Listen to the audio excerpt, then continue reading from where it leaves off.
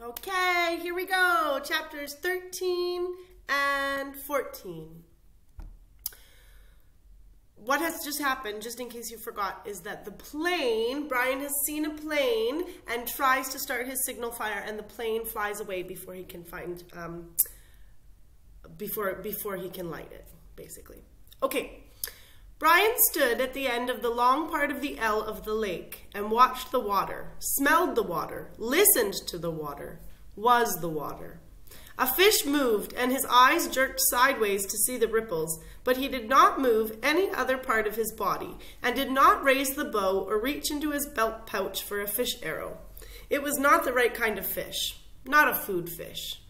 The food fish stayed close in the shallows, and did not roll that way, but made quicker movements, small movements, food movements.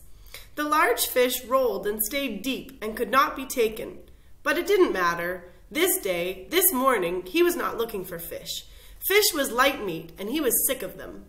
He was looking for one of the foolish birds. He called them fool birds, and there was a flock that lived near the end of the long part of the lake. But something he did not understand had stopped him, and he stood, breathing gently through his mouth to keep silent, letting his eyes and ears go out and do the work for him. It had happened before this way. Something had come into him from outside to warn him, and he had stopped. Once it had been the bear again. He had been taking the last of the raspberries, and something came inside and stopped him. And when he looked where his ears said to look, there was a female bear with cubs. He had taken 2 more steps. Had he taken 2 more steps, he would have come between the mother and her cubs, and that was a bad place to be. As it was, the mother had stood and faced him and made a sound, a low sound in her throat, to threaten and warn him. He had paid attention to the feeling now, and he stood and waited patiently, knowing he was right and that something would come. Turn, smell, listen, feel. And then a sound, a small sound, and he looked up and away from the lake and saw the wolf. It was halfway up the hill from the lake, standing with its head and shoulders sticking out into a small opening, looking down on him with wide yellow eyes. He had never seen a wolf, and the size threw him. Not as big as a bear, but somehow seeming that large. The wolf claimed all that was below him as his own, took Brian as his own. Brian looked back and for a moment felt afraid because the wolf was so right. He knew Brian, knew him, and owned him.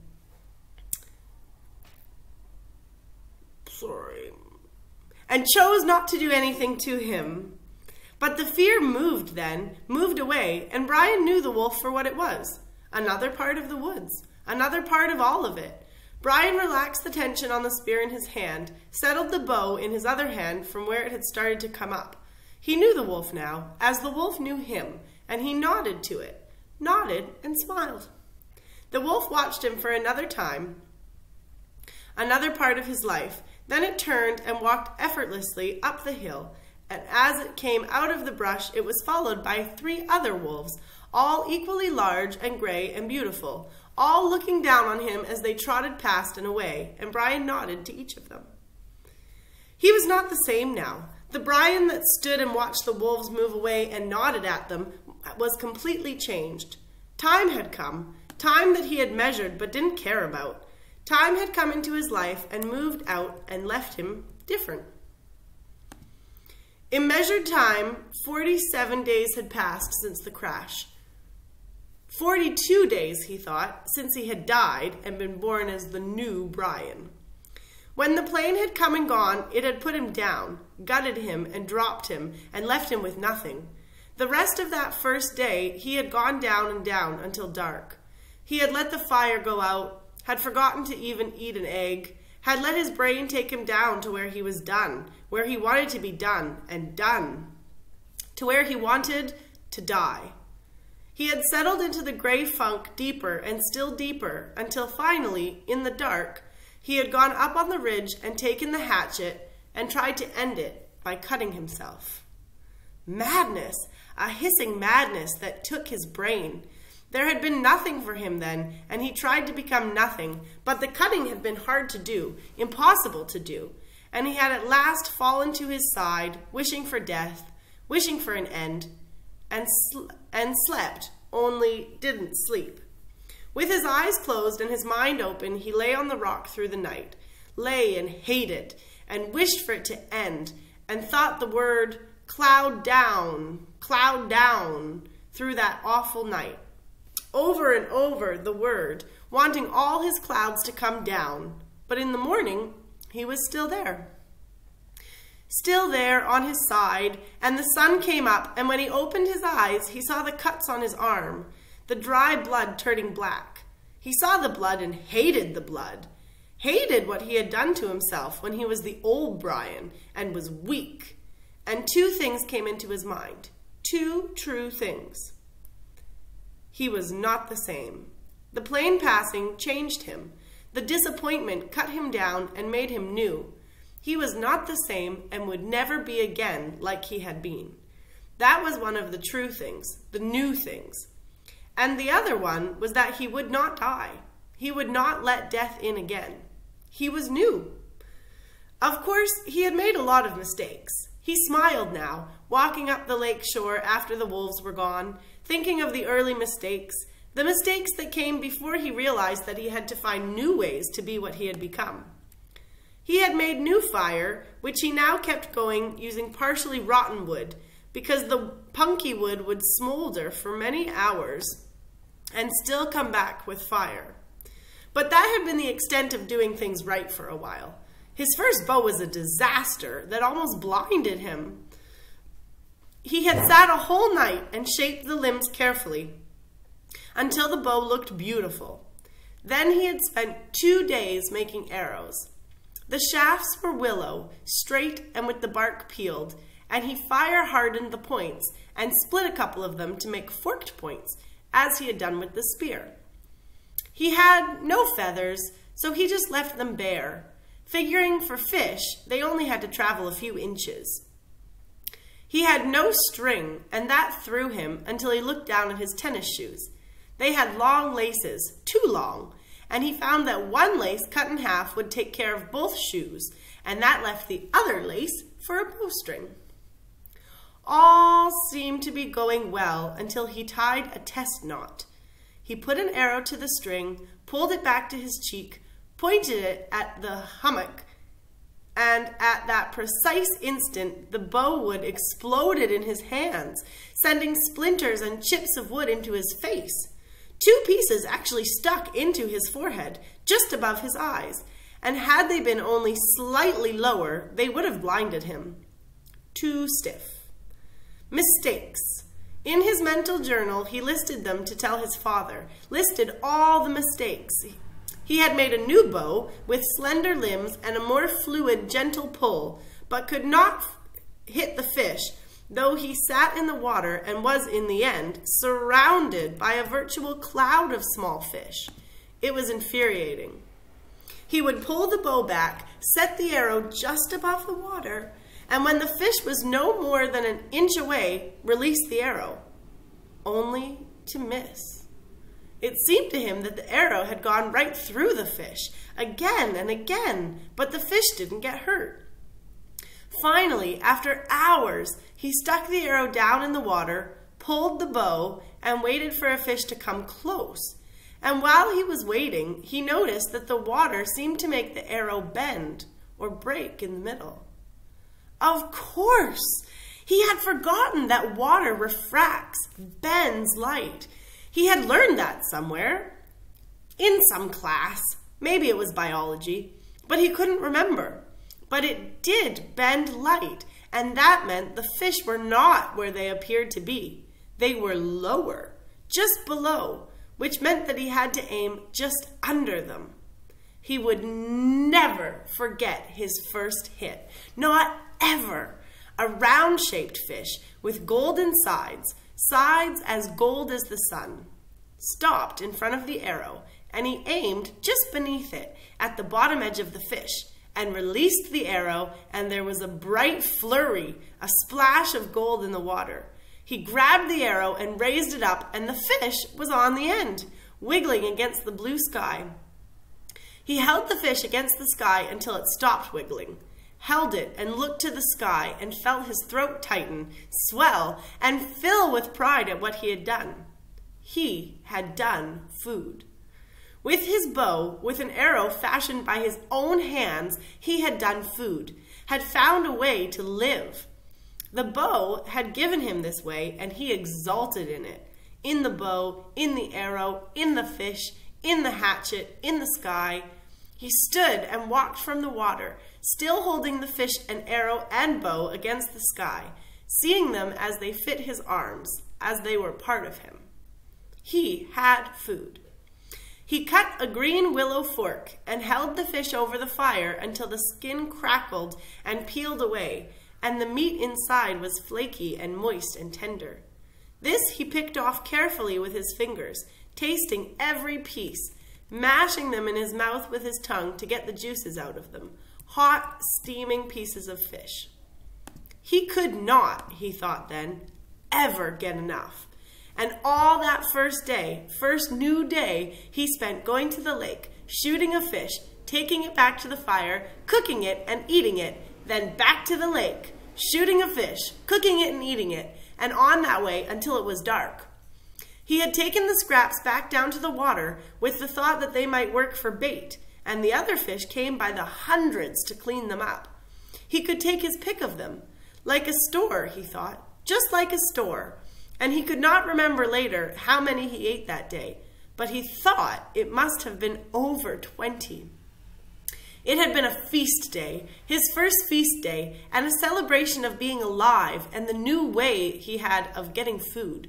By the end of that day, when it became dark and he lay next to the fire with his stomach full of fish and grease from the meat smeared around his mouth, he could feel new hope building in him. Not hope that he would be rescued. That was gone. But hope in his knowledge. Hope in the fact that he could learn and survive and take care of himself. Tough hope, he thought that night. I am full of tough hope. Chapter 14. Mistakes. Small mistakes could turn into disasters. Funny little mistakes could snowball, so that while you were still smiling at the humor, you could find yourself looking at death. In the city, if he made a mistake, usually there was a way to rectify it, make it all right. If he fell on his bike and sprained a leg, he could wait for it to heal. If he forgot something at the store, he could find another food in the refrigerator. Now, it was different, and all so quick, all so incredibly quick. If he sprained a leg here, he might starve before he could get around again. If he missed while he was hunting, or if the fish moved away, he might starve. If he got really sick so he couldn't move, he might starve. Mistakes. Even in the new time, he had learned the most important thing, the truly vital knowledge that drives all creatures in the forest. Food is all. Food was simply everything. All things in the woods, from insects to fish to bears, were always looking for food. It was the great single driving influence in nature. To eat. All must eat. But the way he learned it almost killed him. His second new night, stomach full of fish and the fire smoldering in the shelter, he had been sound asleep when something, he thought later it might be smell, had awakened him.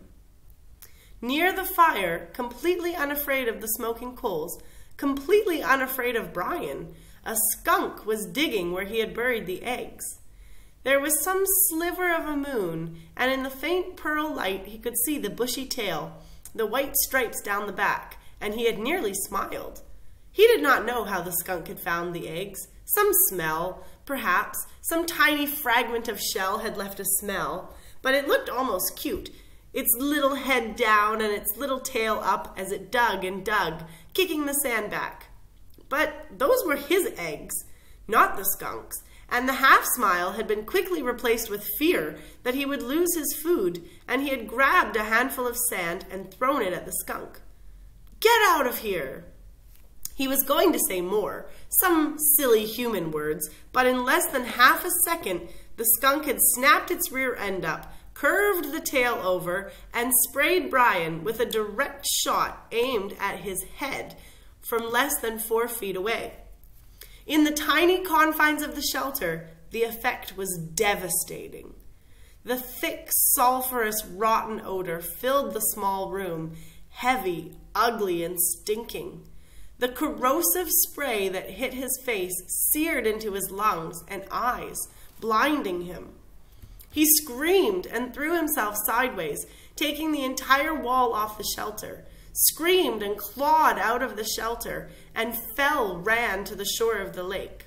Stumbling and tripping, he scrambled into the water and slammed his head back, trying to wash his eyes, slashing at the water to clear his eyes. 100 funny cartoons he had seen about skunks, cute cartoons about the smell of skunks, cartoons to laugh at and joke about, but when the spray hit, there was nothing funny about it. He was completely blind for almost 2 hours, a lifetime. He thought that he might be permanently blind, or at least impaired, and that would have been the end. As it was, the pain in his eyes lasted for days, bothering him after that for 2 weeks. The smell in the shelter, in his clothes, and in his hair was still there now, almost a month and a half later. And he had nearly smiled. Mistakes. Food had to be protected. While he was in the lake trying to clear his eyes, the skunk went ahead and dug up the rest of the turtle eggs and ate every one, licked all the shells clean, and couldn't have cared less that Brian was thrashing away in the water like a dying carp. The skunk had found food and was taking it, and Brian was paying for a lesson. Protect food and have a good shelter. Not just a shelter to keep the wind and rain out, but a shelter to protect, a shelter to make him safe. The day after the skunk, he set about making a good place to live. The basic idea had been good. The place for his shelter was right, but he hadn't gone far enough. He'd been lazy, but now he knew the second most important thing about nature, what drives nature. Food was first, but the work for the food went on and on. Nothing in nature was lazy. He had tried to take a shortcut and paid for it with his turtle eggs, which he had come to like more than chicken eggs from the store. They had been fuller somehow, had more depth to them. He set about improving his shelter by tearing it down. From dead pines up the hill, he brought down heavier logs and fastened several of them across the opening, wedging them at the top and burying the bottoms in the sand. Then he wove long branches in through them to make a truly tight wall, and, still not satisfied, he took even thinner branches and wove those into the first weave. When he was at last finished, he could not find a place to put his fist through. It all held together like a very stiff woven basket. He judged the door opening to be the weakest spot, and here he took special time to weave a door of willows in so tight a mesh that no matter how a skunk tried, or porcupine, he thought, looking at the marks on his leg, it could not possibly get through. He had no hinges, but by arranging some cut-off limbs at the top in the right way, he had a method to hook the door in place. And when he was in and the door was hung, he felt relatively safe. A bear, something big, could still get in by tearing at it, but nothing small could bother him, and the weave of the structure still allowed the smoke to filter up through the top and out. All in all, it took him 3 days to make the shelter, stopping to shoot fish and eat as he went, bathing 4 times a day to try to get the smell from the skunk to leave. When his house was done, finally done right, he turned to the constant problem: food. It was all right to hunt and eat, or fish and eat, but what happened if he had to go a long time without food? What happened when the berries were gone and he got sick or hurt, or, thinking of the skunk, laid up temporarily? He needed a way to store food, a place to store it, and he needed food to store. Mistakes. He tried to learn from the mistakes. He couldn't bury food again, couldn't leave it in the shelter, because something like a bear could get at it right away. It had to be high, somehow high and safe. Above the door to the shelter, up the rock face about 10 feet, was a small ledge that could make a natural storage place, unreachable to animals. Except that it was unreachable to him as well. A ladder, of course. He'd needed a ladder, but he had no way to fashion one, nothing to hold the steps on, and that stopped him until he found a dead pine with many small branches still sticking out. Using his hatchet, he chopped the branches off so they stuck out 4 or 5 inches, all up along the log. Then he cut the log off about 10 feet long and dragged it down to his shelter. It was a little heavy, but dry, and he could manage it. And when he propped it up, he found he could climb to the ledge with ease, though the tree did roll from side to side a bit as he climbed. His food shelf, as he thought of it, had been covered with bird manure, and he carefully scraped it clean with sticks. He had never seen birds there, but that was probably because the smoke from his fire went up right across the opening, and they didn't like smoke. Still, he had learned, and he took time to weave a snug door for the small opening with green willows, cutting it so it jammed in tightly. And when he finished, he stood back and looked at the rock face, his shelter below, the food shelf above, and allowed a small bit of pride to come. Not bad, he thought. Not bad not bad at all. Mistakes. He had made a good shelter and food shelf, but he had no food except for fish and the last of the berries. And the fish, as good as they still tasted, were not something he could store. His mother had left some salmon out by mistake one time when they went on an overnight trip to Cape Hesper to visit relatives, and when they got back, the smell filled the whole house. There was no way to store fish. At least, he thought, no way to store them dead. But as he looked at the weave of his structure, a thought came to him, and he moved down to the water. He had been putting the waste from the fish back in the water, and the food had attracted hundreds of new ones. I wonder. They seemed to come easily to the food, at least the small ones. He had no trouble now shooting them, and he had even speared one with his old fish spear, now that he knew how to aim low. He could dangle something in his fingers, and they came right up to it. It might be possible, he thought, might just be possible to trap them, make some kind of pond. To his right, at the base of the rock bluff, there were piles of smaller rocks that had fallen from the main chunk, splinters and hunks from double fist size to some as large as his head. He spent afternoons carrying rocks to the beach and making what amounted to a large pen for holding live fish. 2 rock arms that stuck out 15 feet into the lake and curved together at the end. Where the arms came together, he left an opening about 2 feet across. Then he sat on the shore and waited. There we go. There's chapters 13 and 14.